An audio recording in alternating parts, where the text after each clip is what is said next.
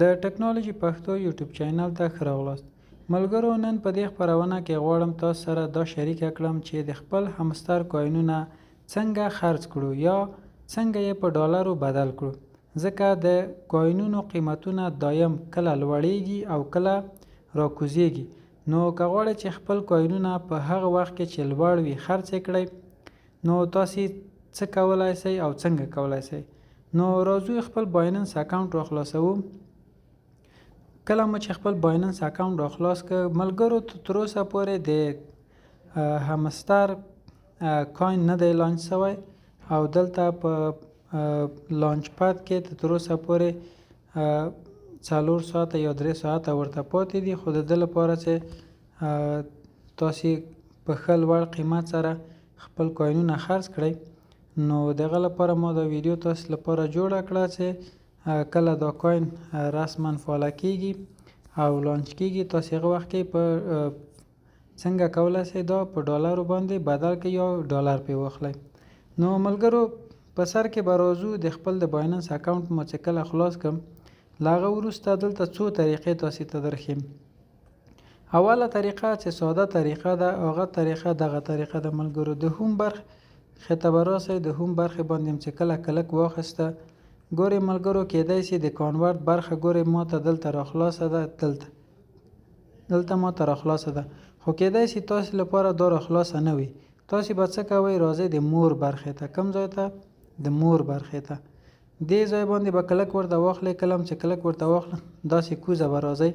کوزه چې کله ورته راسئ، د کومې برخې ته به راسئ؟ دغه برخې ته، د ټریډ برخې ته. کله چې د ټریډ برخې ته راسئ، د ټریډ برخې کې به ورته وګورئ، ګورئ دلته چې ده کانورټ باندې به کلک واخلئ. کله چې کانورټ باندې کلک واخیسته، دلته به پورته دغه ځای کې به راسئ، ورته ولیکئ دغه برخه کې به د کټي په ځای ورته ولیکئ څه؟ همستر. ته باندې چې کله کلک واخلئ، دلته به ورته ولیکئ همستر. ګورئ ملګرو، همستر ته تر اوسه پورې دلته دې برخه کې لس سوی نه ده، ځکه دلته نه راځي. خو د مثال په ډول باندې زه تاسې ته د کټیزن کوینونه رااخلم. ملګرو، ما سره د کټیزن یو څه ناڅه کوینونه شته. دلته به هر څومره کوینونه چې تاسو سره وي او که غواړئ هغه ټول هغه کوي د کانورټ کوي یو اس ډي ټي ته یا ډالرو ته، تاسو به دلته د کوم ځای باندې به کلک ورته اخلئ؟ د ماکس باندې. ماکس باندې چې کله کلک ورته واخیسته، تاسو ته به دلته هغه کوینونه چې څومره کوینونه چې تاسو په همستر کې لرئ او غواړئ یو اس ډي ټي یا ډالرو ته بدل شي، هغه به دلته ماکس باندې. کله چې ماکس باندې کلک واخیسته، تاسو ته به هم دلته یو اس ډي ټي تاسو ته دروښیي چې څومره یو اس ډي ټي د تاسو دغه همستر کیږي.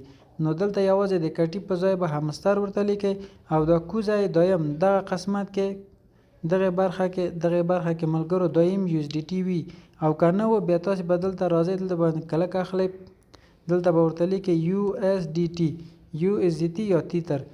د باندې چې کله کلک واخیسته، له هغه وروسته به پریویو کانورژن کوم ځای باندې؟ دغه باندې، دغه برخې باندې به کلک ورته واخلئ.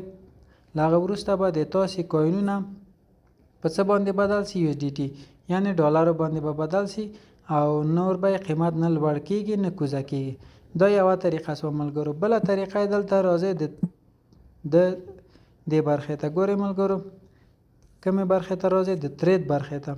د ټریډ برخې ته به راځئ. د ټریډ برخې کې به ټریډ باندې کلک اخلئ. لکه څنګه چې دلته ما همستر ورته لیکلي دي، دلته به تاسې ورته همستر لیکئ. فعلا همستر لانچ شوی نه ده، نو هغه لپاره به موږ یو بل کوین راواخلو، مثلا انده کټیزن به ورته راواخلو. دلته به چې کله کټي باندې کلک واخیسته، کټي دلته راغی، له هغه وروسته به دلته تاسو کومې برخې ته ورځئ؟ سل برخې ته. سل برخې باندې چې کلک ورته واخیسته، له هغه وروسته دلته به دغه برخه کې چې لمت ورته لیکلی ده، ګورئ ملګرو لمت، دا لمت برخه به باندې به کلک واخلئ، مارکیټ به ورته وایي. دا به هغه وخت کې کوئ چې د مارکیټ قیمت ښه لوړ وي، یعنی ستاسو پیسې ډېرې شوي، کمې نه اوسېږي. نو د مارکیټ قیمت چې کله لوړ و، بیا له هغه وروسته به دا د برخې ته راځئ او سل برخې ته به راځئ. له هغه وروسته به ملګرو دغه قسمت چې دا دوهم دا لاندې ختم وکړو، دغه قسمت تاسو درښیم. ګورئ ملګرو، دغه برخه به سلو ته راولئ، یعنی دا خط به ټولو آخر ته راولئ. ګورئ 100% به یې کوئ. که 100% هم نه کو تاسو ته به د خپل د کوینونو مقدار معلوم وي. مثلا تاسو سره به 1000 کوینونه وي، څومره کوینونه خرڅوئ؟ 1000 کوینونه خرڅوم. 1000 کوینونه به ورته لیکئ، پاس به ورته مارکیټ انتخابوئ، دا به مخر ته لوړوئ او کوم نور آخر کې به ورته سل کټي وای. مثلا سل کټي باندې دغه برخې باندې چې کله کلک واخلئ، ګورئ ملګرو دغه برخې باندې کله هم چې دې برخې باندې کلک واخیسته نو تاسو ته به څه وسي؟ تاسې دغه همستر کوینونه به په ډالرو باندې خرڅي.